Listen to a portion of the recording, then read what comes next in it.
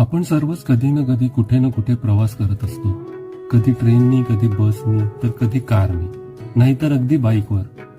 काही रस्ते ओळखीचे असतात तर काही अनोळखी. पण या रस्त्यांच्या पलीकडे एखाद्या वळणावर एखादं जुनं टुमदार ओसाड पडलेलं घर दिसतं आणि चटकन मनात विचार येतो की कोणाचं असेल हे घर, कोणी बांधलं असेल, बांधताना किती उत्साह असेल यांच्यात. पण आज का कोणी राहत नाही तिथे? का ते असं ओसाड एकटंच उभं आहे? तर आज आपण अशाच एका वेड्यावाकड्या वळणावरच्या घराची कथा ऐकणार आहोत. चला तर मग सुरू करूया. मी आहे तुमचा कथा वाचक मित्र राकेश.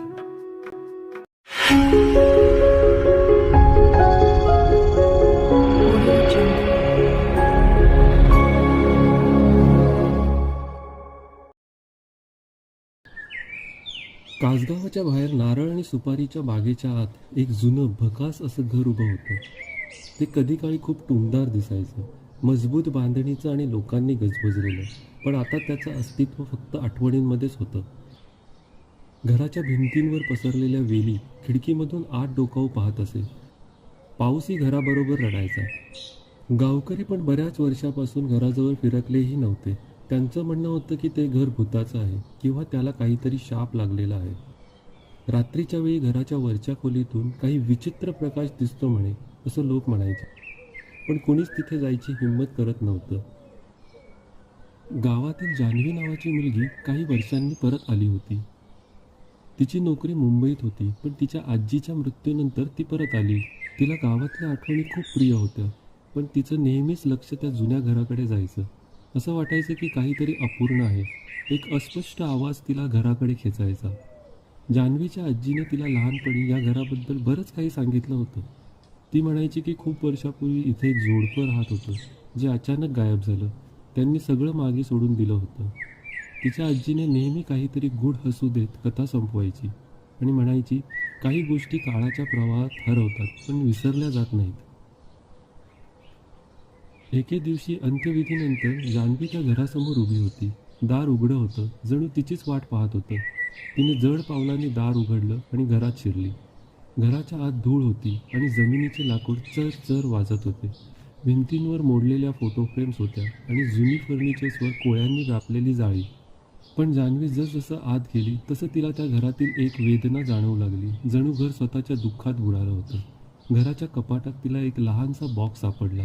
त्यात काही पत्र होती, जी दीर्घ काळामुळे पिवळी पडली होती. त्या पत्रात सरस्वती आणि जनार्दन नावाच्या जोडप्याचं प्रेम दिसत होतं.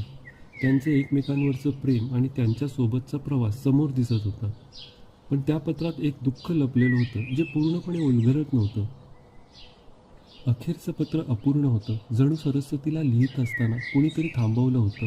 त्या पत्रात ती त्यांच्या येणाऱ्या बाळाबद्दल लिहित होती आणि त्यांच्या प्रेमाची शक्ती त्यांना या काळातून पुढे नेईल अशी आशा व्यक्त करत होती. पण नंतर काय झालं हे कुठेच लिहिलं नव्हतं.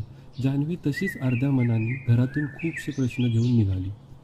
दुसऱ्या दिवशी जान्हवी गावातल्या जुन्या नोंदी आणि वृत्तपत्र चाळत असताना तिला असं कळलं की सरस्वती आणि जनार्दन यांनी बाळ जन्माच्या वेळीच गमावलं होतं. त्यांच्या दुःखात त्यांनी हे घर सोडलं आणि कधीच परत आले नाहीत. त्यांचं दुःख एवढं मोठं होतं की त्यांना सगळं सोडून दूर जावं लागलं. जान्हवीला असं वाटलं की घर तिला बोलावत होतं. तिच्या हातून पत्रांचा हा अपूर्ण इतिहास पूर्ण व्हावा, असं जणू घर स्वतःच तिला सांगत होतं.